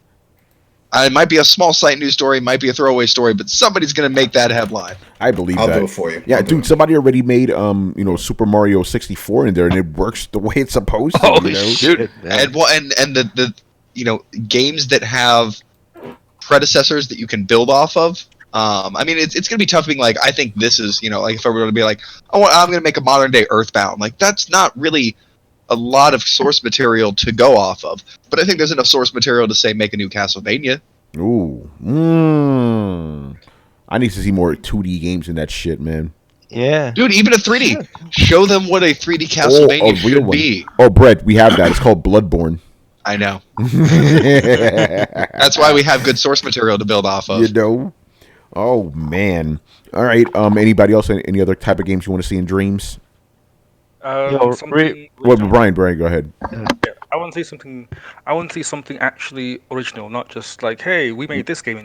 It's like you're not really making the game. You're just making something that looks similar. I mean, all the things I see is all just being like, hey, here's a thing from this game and this other thing from this game. Like you didn't make the game. You just made a sliver of what the game is. Yeah. So I want to see them actually making something original, something new. It's like, hey, you played all these games. We've seen that you can recreate a game that exists. How about creating something new? Brian, there are new ideas. How about stepping from the ideas? Well, how about instead of just copying what someone else has done, you make your own version of it, or you make your God of War where there was Devil May Cry. That's what I'm trying to say. Yeah. Oh, okay. Yeah. No, I like that idea. And Brett, that goes to what you were saying in the last segment. You could have Dreams be a test bed for these young guys. To cut their teeth and shit. If you don't have talent scouts watching the biggest Dream developers, you're a fucking moron. Yeah, I'm sure Media Molecule is watching these guys like a hawk. I think Media Molecule, yes, but even fucking other companies. Oh yeah. Like Ubisoft should be looking at who's making the best Dream creations. I agree. There's gonna be shit out there like one motherfucker made this in 6 weeks. And then they turn around, look at their development crew. What the fuck have you guys done? Yeah, they look at the 5 guys behind him. They're like, "What the fuck, guys?" We made this awesome board and dream because your tools are whack. Yeah, it's and like, so yo, we did all this shit on this. Yeah, what'd you guys do? Yeah, yo, Adam, they made a fucking knee pad in fucking Division. You know, that's what they did last week. But that's one badass knee pad. It's an exotic. We have to go find it. You know, break that shit down. I need them components, bro. The exact fucking shit, man. Don't get me started. There's also stuff like I don't know why there's entire areas that haven't been touched. Like, has anybody played a really good Cthulhu game? What you call me? No. It's okay. I can call you that. Yeah. No. We can say that. No. Actually, no, Brett. Hold on, Brett. I got an answer. A good Cthulhu game. Bloodborne. Shit. Okay, We played that already. To answer your question specifically to the Cthulhu game, it's not going to happen because you just can't. Like, how do you take that idea and make it into a game? It doesn't seem to fit a game. Like, you can't gamify something. Well, you can't gamify that as an idea. Tell that to Eternal Darkness. You can gamify the atmosphere, but you can't gamify the idea. Like, you can have something that feels very Lovecraftian, but it's not actual. It's not born from the ideas. Also, it's not taking the ideas that Lovecraft has, because how do you video game a being that doesn't give a shit if you live or die and can wipe out everything that you consider to be sacred without even... Well, not that far down there. I'm just talking about that. How do you gamify Cthulhu? Yeah, he's just indifferent to your existence, you know? Exactly. Like, what? It has like a giant creature that you shoot at? Like, it doesn't matter. Like, he just wipes you out. So, I mean, Bloodborne actually did a pretty good job of that, and so did Eternal Darkness. The idea of sanity breaking loose. Yeah, I think it can be done. And that's what I mean by, like, it is the ideas born from it, not the actual ideas of Cthulhu. Like, it's not Cthulhu in the game. It's the ideas like. Well, like Cthulhu-esque though, but you can maintain. Exactly, that's what I mean. It's Cthulhu-esque. It's not Cthulhu. That's the thing. Okay. Well, that's what you got the books for, you know. You can't actually put Cthulhu in a game. I would agree with that. But you could put it like. A lot of times, like how they have the story, like the narrative would end with the door being open to Cthulhu, and then once that happens, they're like, I don't know, you can't comprehend Cthulhu, so the story ends there. Dude, you know what would be amazing? Because, you know, like pretty much at the end of all the Lovecraft books, like the person or the protagonist just goes mad because of what they experience. Could you imagine if that happens to a gamer? Like, what kind of game experience would like need to exist in order to elicit that kind of feeling where you play, you're like, what the fuck? You know, where it's kind of Eternal Darkness. Yeah, it goes back to Eternal Darkness, is it? But you're right about that. Dude, it's like, what the fuck? No, you're right. I'm really upset they never followed up or made a game in that vein, because to have moments where you're like, oh, okay, haha, the game is fucking with me. Like, that game blue screened on me in the middle of a fucking boss fight, and then it's like, fucking psych, you're still in the boss fight. Like, blue screen, the first thing you're gonna do is like stand up and be like, what the fuck, and like go over and like check out your system. I was halfway to my system when the thing just resumed the boss battle. Oh shit. There was a point like right after a boss battle, you fucking fight a guy, and it's like, thanks for playing Eternal Darkness. Says, stay tuned for Eternal Darkness 2, and you're like, oh, that was it? That didn't really feel that long, I guess. Oh shit, psych! Oh, okay. You know, that's it would fuck with you, the gamer. It would put the TV on me. Like, I remember, like, it kept flickering mute on the fucking TV just to dick around with you. Yo, GZDR, stop it. He says Mighty Number 9 remake. We don't need that shit. Get out of here, man. Make it in dreams. Yeah, get rid of that shit, man. All right, let's move on here. Where the fuck are we? This is an interesting question. This is from Roman Ronin. He is back, people. So his question is, before that, here's a statement. He goes, I was going to wait until Final Fantasy VII Remake came out, but at this point, I think its release is going to be massively successful from a commercial standpoint. We'll see how it does critically. We'll see about that. Anyway, his question. So I find myself comparing Sony's E3 2015 press conference, quote-unquote, Big 3, Final Fantasy VII Remake, Last Guardian, Shenmue, to the Capcom 5 that were announced for the GameCube back in the day. Resident Evil 4, Killer 7, Beautiful Joe, PN3, and the canned Dead Phoenix game. Lots of hype in the beginning. One game far outselling and more critically praised than the others, while the rest had mixed results upon release. Compared to what happened with the Capcom 5 or the Capcom 4, do you think the games announced at Sony's E3 2015 have fared better or worse upon release? Will they be remembered in the same way as the Capcom games? And he also says, I know it's a long question, but I haven't asked shit in a long time. It's all good, brother. So yeah, that's an interesting question because, the Capcom 5, people don't talk about those anymore. But so he's basically saying which fared better, Sony's 2015 games, the big three, or the Capcom 5? The big one of the Capcom 5 obviously being Resident Evil 4, the monster, I guess we'll have to see because Final Fantasy 7 hasn't come out yet. That may outsell Resident Evil 4. Who knows? And Last Guardian did come out and Shenmue 3 did come out. Go ahead, Brian. I think it's fair to say that Capcom kind of wins because Shenmue came out and everyone was inflated by the idea. Man. One of them still isn't out yet, so you can't comment on that for obvious reasons. Which one was that one? Final Fantasy. Oh, Final Fantasy. Final Fantasy's not out yet. It's still not out yet, so hence we can't comment on it because we don't know. And Last Guardian, it came out. People liked it, but it's just not Shadow of the Colossus. So I think, again, the Capcom ones win by default because everyone is still talking about Resident Evil 4 because it's the Resident Evil game. It's like I'm pretty sure that most people would agree that it's, if not the best, it's one of the best. Yeah, Killer 7 did come out, and Beautiful Joe's another one. Great fucking game. I was talking about that on Twitter the other day. I'm like, yo, bring that shit back, man. Well, I mean, I think for Killer 7, well, that one was the sad part of that one is it only hit its audience after it was already done and gone. It failed miserably. Yeah, and I don't remember PN3. That doesn't spark anything with me. Which one was that? It says PN03. I don't know what the fuck that is. PN03, was that one of the canceled ones? No, that actually came out apparently. That came out, yeah. What is that game?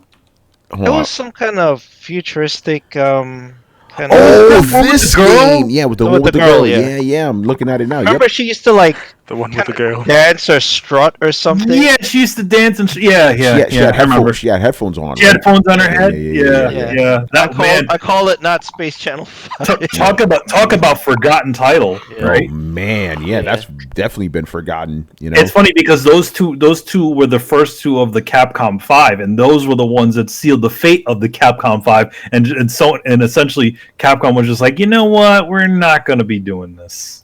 We're not going to be locking this stuff only to the Nintendo, as I remember. I guess we could all agree that the Capcom 5 or 4 did actually do better than the PlayStation 3 E3 2015 3. At least five of those, at least four of those Capcom 5. Oh no, excuse me. At least 3 of the Capcom 5 did well. and they came out. Because again, we're still waiting for Final Fantasy 7. Last Guardian came out, but it was just it was received just kind of mixed. And Shenmue 3 is Shenmue 3.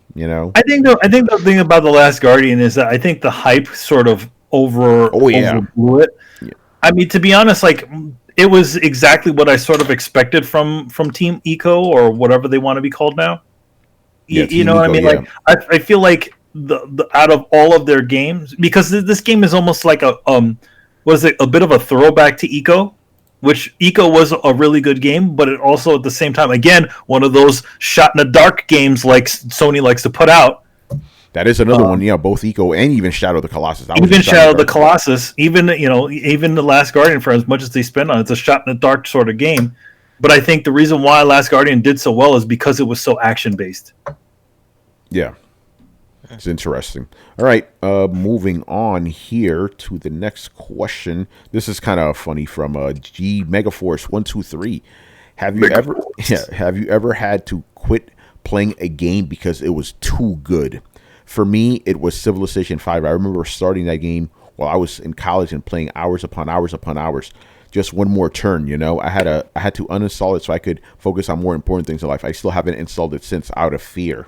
So, yeah, have you ever had that experience where you're like, yo, I had to stop playing this game. It's too good? Nope, I never had that. I finished that shit, I've had games where I slowed down, like God of War, the God of War Data War. Yeah. That was really good. And I was like, damn, I'm flying through this. You know what? Let me go back to it, or I'll try to do some side stuff in an area, because it was just, you could just binge it, the way it was filmed, the one long shot. You just want to keep going forward.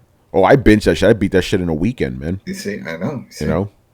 I had to binge that shit because we had to do. Remember, we did a podcast. Yeah, of we it? did. Yeah, man. I'm like, we'll play through this real quick, dude. Boy. Yeah. So yeah, has anybody had that experience where you just put the game down? You're like, man, this shit is too good. I mean, I've never stopped playing the game because it was too good, but It's an interesting question. I've never had that. Brian, didn't you have that with Warframe? You had to install that shit. No, too sexy. Yeah, it's too good. I'll install it because I just had enough. It's like, I'm good now. Like, you can put it down and put it away. Like, I finished that chapter, so next chapter. You didn't Old Yeller? Oh shit! No, I don't think I actually have done that. Again, most games that I enjoy, I always make sure take my time. Like, again, with The Witcher 3, like I spent a good week just doing side quests because I just having way too much fun. And then oh yeah, I forgot there's actually a game like a main storyline I should be focusing on. Like, let me just go back to that. And then I was kind of overpowered for the rest of the game. So it happens. But no, never had put down because it was too good. Yeah, that's a kind of strange question, but it's a fun one nonetheless. All right, next question. Another kind of interesting one. Well, hold on, let me get my graphics here. I got. Yo, man, you hit me with the graphics. All right, I'm not doubling up. No, I'm good. All right. What has Death Stranding ruined for you? This might seem odd to some, but the ability to take a shower anywhere, eat, and go to the bathroom kind of ruined the realism for other games for me. When I play other games, I think about how the character has not gone to the bathroom for days or weeks or on end. He has not taken a shower or ate any foods. When I played Death Stranding, I would use the toilet like once or twice a day and then shower, eat, and drink whenever I was in the home bases. It's interesting, crazy question. So, Matey, I'll go with you first. You're Mr. Death Stranding with that platinum. I mean, it hasn't really ruined anything for me. Ruined as far as, it hasn't really ruined anything for me as far as it just, if anything, it's sort of, at least with the showering thing, at least it promotes good habits. Okay. If you don't shower, you go crazy. at least that's what they say. In the game, because you get chiral contamination, or like they like to call it. But no, it hasn't really ruined anything to me. The one thing for me though with Death Stranding is you can see how far their budget actually goes. I put this out on Twitter today, where it's interesting to see how much of the story, the actual plot of the game, is not communicated by any of the really famous actors that are in the game. In fact, most of the talking, most of the communication of the actual stories comes from, Heartman, what's his name, a Dead Man, a Die Hard Man, and Amelie. Everybody else kind of. Everybody else has a lot of their story told through those three characters, with the exception of Mama and Fragile, who actually are almost self-contained stories, where they essentially they give every single bit of information of the story that's going on with them, rather than having somebody else explain it. Yeah, but I definitely think that's because of budget. That's budget constraints, because they couldn't get Mads Mikkelsen to talk about the whole thing he needed to talk about, and same thing with Norman Reedus, who barely talks in the game. I wish somebody would do that, like go in and be like, and count how many lines he actually has in the game, like they did with what's his face from Metal Gear, Kiefer Sutherland, which they said it was like 5 minutes of dialogue. They said. Wow. Yeah. By the way, I saw that on Twitter. Somebody put up a poll like, who talked more, Sam Porter Bridges or Kiefer Sutherland, Solid Snake, or Big Boss? Yeah. Big Boss. Shit is crazy, man. They didn't do anything. But on the vein of this question, Rockstar games always do this shit to me, where like when I play a Rockstar game, it's very difficult for me to go back to a normal game, because Rockstar games are just so much better than every other game. So when I go back, I'm like, GTA 3 specifically, that fucked up gaming for me for like a year. When I try to play other games, I'm like, this shit is whack, man. It's not fucking GTA. The next game that really wowed me was Vice City. That's how long, like, it fucked everything up for me, man. So yeah, Rockstar does that. When I played Red Dead 2, it's like when I went back to normal games, I'm like, this shit, nah, man, this ain't doing it for me. You know, Rockstar Games ruined things for me. It's like, man, more of these glitchy fucking open world games. God damn it. yeah, no, but Rockstar always that's the only game company where like I play their games and I go back to other games. I'm like, nah, they ain't Rockstar, man. Yes, I'm a fanboy. Fuck that. I'm admitting it. Yeah, I love Rockstar, man. You gotta have that Rockstar crack. Yeah, man, they're fucking awesome. You know, but hold on. Not State of Emergency. No, not that one. Put that shit back. You know. As a matter of fact, yeah, Adam. Quick story about that, right? So I was playing State of Emergency. I played that shit for 5 minutes. I'm like, yo, this is the greatest fucking game I ever played in my life. 6 minutes in, yo, this is fucking whack. Man, I pre-ordered. I was so hyped, and yeah. You know what they should bring back though? Manhunt. Bring that shit back. You know. Yes. Yeah. Chris, did Death Stranding ruin anything for you? No, absolutely not. I mean, I was only somewhat frustrated by the same things that Manny was, but like, I don't understand what it would ruin for me in other games. I didn't go back to Sekiro and go, damn, I can't take a piss now or something. Right? It's weird. Like, I really don't need. I can't go to an onsen and. Yeah, like I really don't need to be using the bathroom in games. I'm good, you know. Damn, I'm assassinating too many guys. Where's my monster energy? Right? Yeah. Let me put my keychain on to help me. That shit is crazy, man.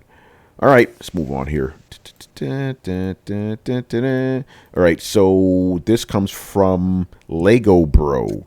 What is Geoff Keighley trying to prove with not going to E3? It appears to me to be some kind of political statement. I don't think he's talking about American politics. I think he's talking about internally within the industry.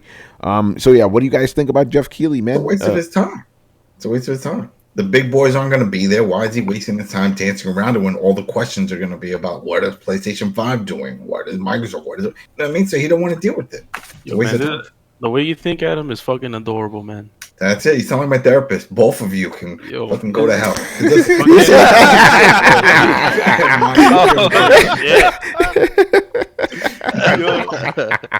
So here's the thing, man.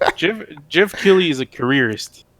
That dude is gonna go wherever the fucking paycheck is gonna be, and he saw like whatever E3 is doing right now is not gonna be good for the Geoff Keighley brand. And it's you know, Geoff Keighley is the video game awards guy now. You know, he's doing bigger and better things, and like yeah, and it's like it's like if whatever ventures he's doing is not, you know, profitable for him and for Geoff Keighley and for the excuse me, Brad, you know, he's not gonna do it, and he probably, and like I mentioned on Throwdown, he probably has something, you know, in the works. He's gonna be doing something during this time. He's not gonna be like just gonna, I just don't want to do this because I have, you know, differences between me and the ESA. It's like he has something that he's gonna work on during that time. Carlos, I'm laughing because of what Mighty Nerd says. What's up, Mighty? He goes, he's busy getting paid by Sony to host a PlayStation 5 reveal event. Yo, anything is possible. Yo. And you know who's in the audience? And who's in the audience? Kojima. He's in the front row center with the announcement of his new game, Not Stranding. It's gonna be Ride. It's gonna be a motorcycle game. He's gonna make a motorcycle game. You know, I mean, one thing I do wonder about him, it's like, does with him, can he make a smaller game? Why not? He has money, you know. Is it possible for Kojima to essentially step back? That's a good and make question. a smaller game. I don't know. A game that doesn't have 2 hours worth of or the 2 hours worth of cinematics. I don't think he has it in him, man. I think he can only make big games. All right, so yeah, what about the rest of you? We go to Conspiracy Town if you want, just for fun. But I mean, to talk about Geoff, I don't think he's trying to prove anything. I think the thing is he's sort of seeing the writing on the wall, especially when it comes to E3. E3 is just not. It's just not it. And and every single year goes by, and it just gets worse and worse and worse. What is going on this year? They're saying it's their pitch for this year is like they're gonna try to make it open for everybody somehow by inviting famous people. Like, what the fuck are they trying to do? You know? Yeah, it's stupid.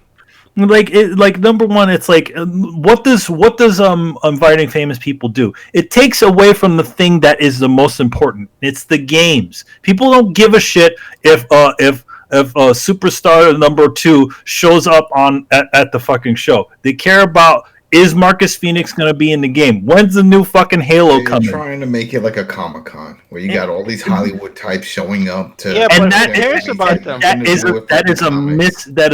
is a flagrant misreading of the fan base of video games. They're further showing that they do not know who the people are who want to play these games. By the way, I'm going to just jump to the next question because it's related to everything we're just saying right now. The next question is, why is it that the gaming media is trying to kill off E3? All of the big sites are trying to call for its demise. I don't think so. The E3 is already calling its own demise, man. With these bullshit tactics, you know? Yeah, exactly. E3, like number one, like E3, E3. Well, I mean, also not to mention the fact that fucking E3 literally left all of Games Media's personal information on a fucking empty open site that anybody can access. Yeah, that's a big stain right there. That's a big fucking stain right there. Like, you know, I mean, granted, like, you know, it wasn't like it's their, you know, home addresses, their phone numbers. A lot of people don't want that on there. Now you could literally look up what fucking you could look up Geoff Keighley's information. You could probably look up anybody else who got media badges. Yeah, from last year for sure. Last year, so I'm sure that number one, you gotta, like, if you really want to, you want to earn the faith of these guys back.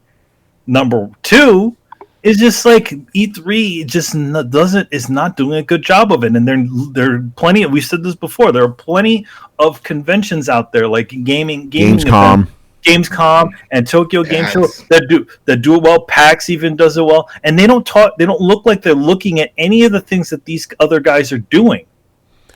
Yeah, by the way, it's kind of funny. I was talking to Danny Pena yesterday, just talking and stuff.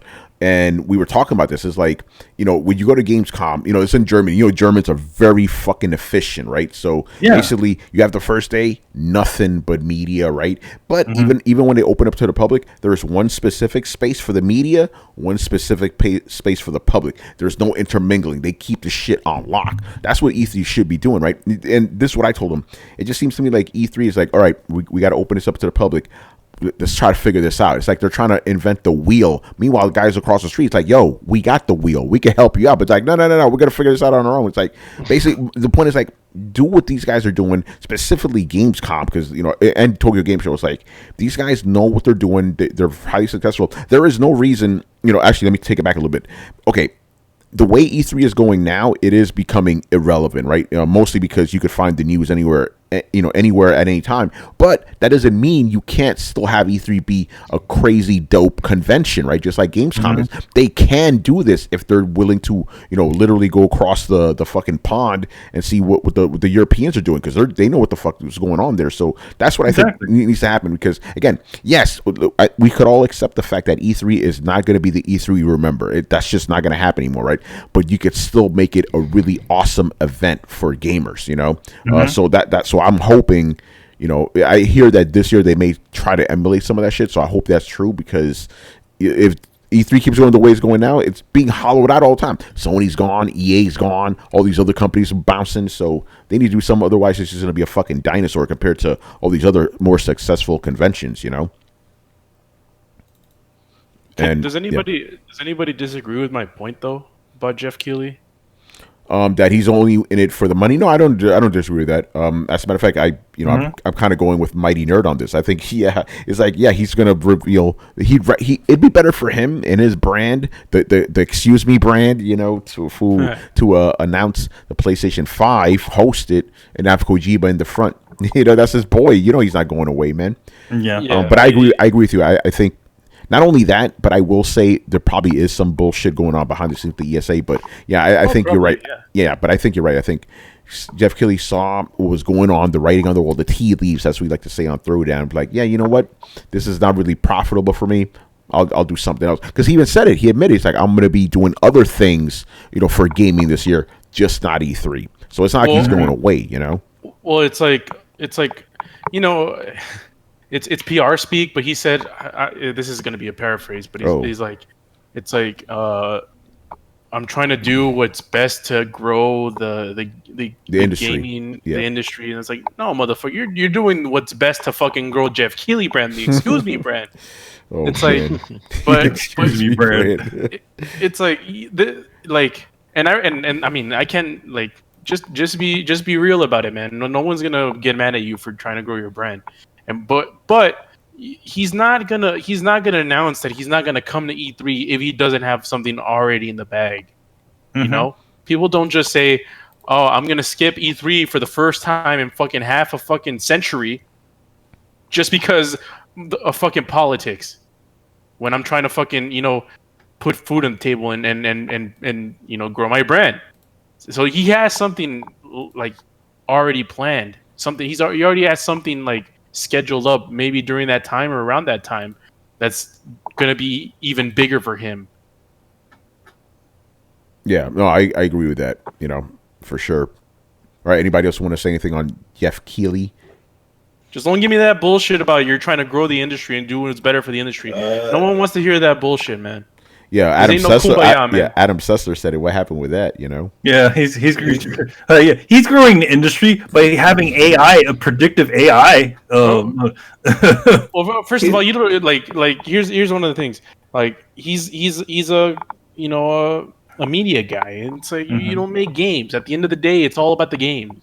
Well, Geoff Keighley's making a game. Bring back G4. That's what he's doing. Nice. Imagine that. Don't take the credit for all the experience. You're part of the industry, but don't pretend like you're the most important part. He's like, I am the industry. He gave the Game Awards. He brought that back to life, so he feels he's carrying. So like 5 million people can watch it, which is like a fraction of the video game industry of people who play video games. Yeah, but I think 5 million is probably what's dedicated, hardcore dedicated guys. You know what I'm saying? Yeah, actually, no. How many people watch the Game Awards though? A few million, I thought. Yeah. Aficionados.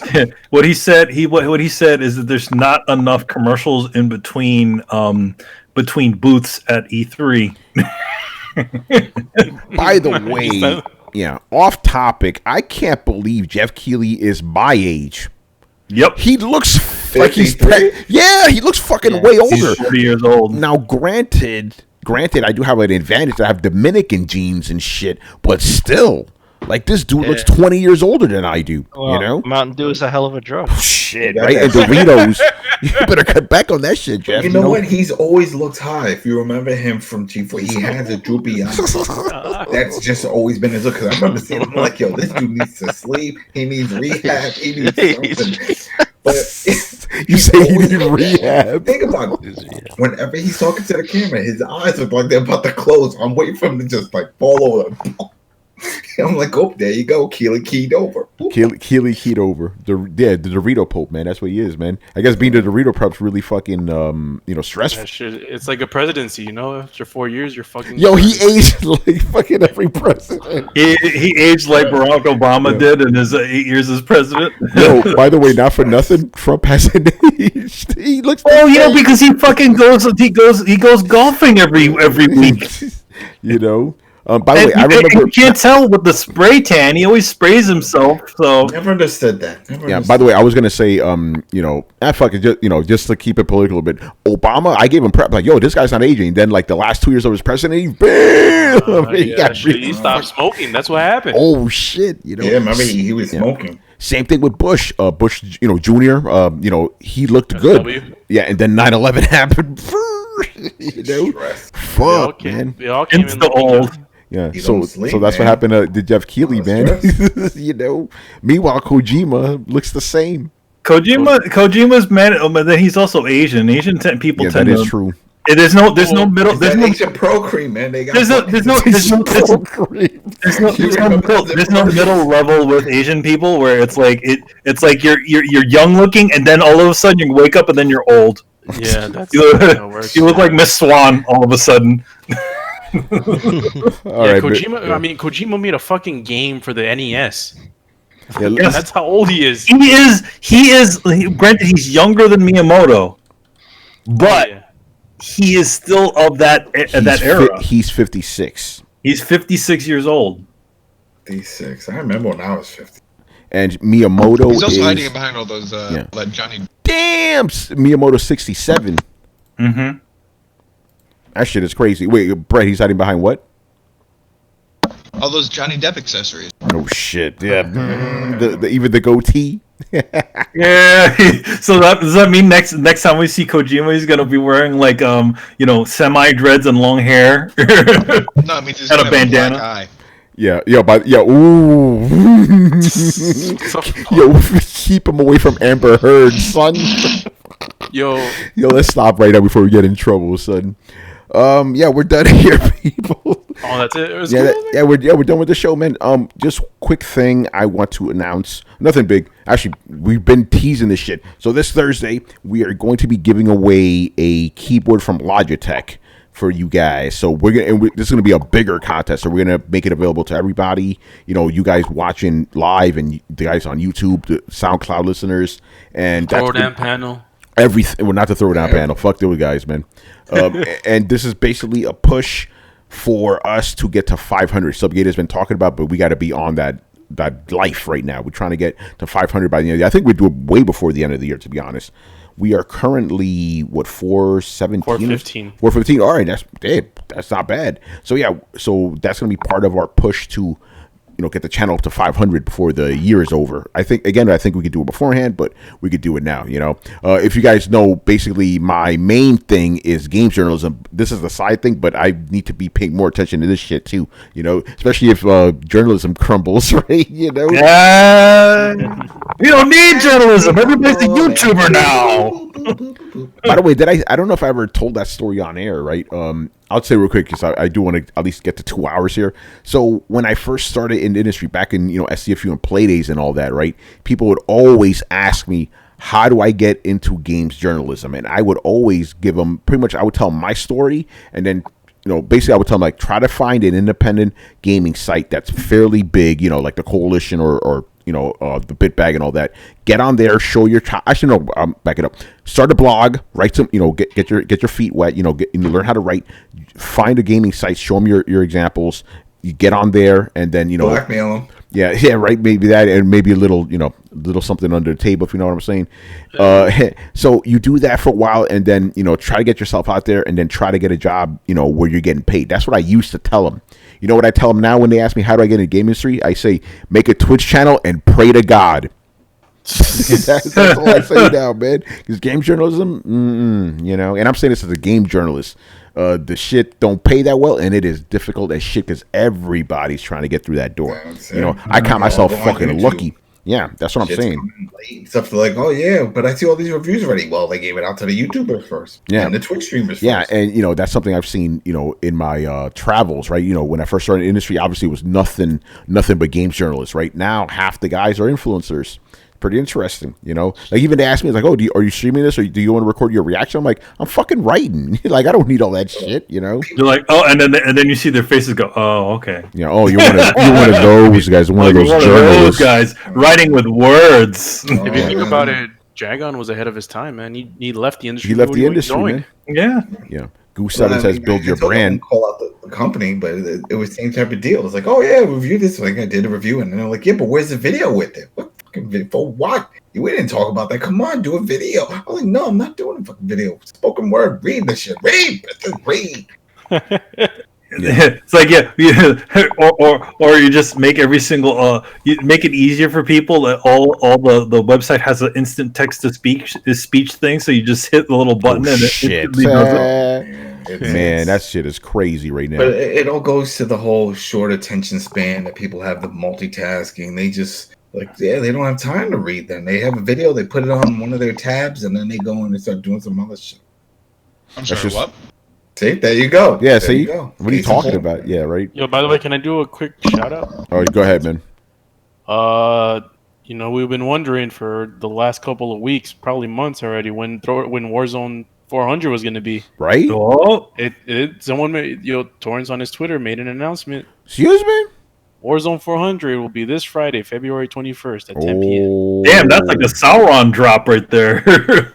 It's happening. Man. But yeah, by the way, for you guys who don't know, man, a little bit of a history lesson, right? So Throwdown started on STFU and Play, and the name Throwdown is my homage to the Warzone. You know, Throwdown Warzone, it kind of had a good fit to it. And I've said this before, if it wasn't for Torrance Davis, none of you guys, obviously the guys in the panel would, except for Carlos and Brian, but the guys in the panel wouldn't know who the fuck I am. You guys, none of you guys in the chat right now would know who I am. Torrance is the reason I'm in this industry, man. So him having 400 episodes of Warzone, which is a podcast that heavily influenced Throwdown, that's pretty fucking monumental, man. So that's going to be cool. Would you have known Brett? No, I wouldn't have either. No. Because you're right. Because I met Rachel because of the STFU and Play. So yeah, the only guys I would know were Chris, Manny, and Adam. That's it. You know. Yep. But all you guys in the chat, family. You know. Those. You know. By the way, I'm tooting my horn a little bit. Those 4,000 dudes that are following me on Twitter right now, nobody would know who the fuck I was. But Nope. So Torrance, my eternal respect. You know. Eternal respect. Is Hip Hop Gamer going to be on that one? He better be. I wouldn't 'cause- doubt As it, well, yeah. right? And he Yeah, was Hip the- Hop he was Gamer the needs to be originator. there. He's the originator. We started him on the Warzone, It so was there better be the return of Hip Hop The Gamer. original Warzone was just Torrance and hip hop, just going at it. That was the original.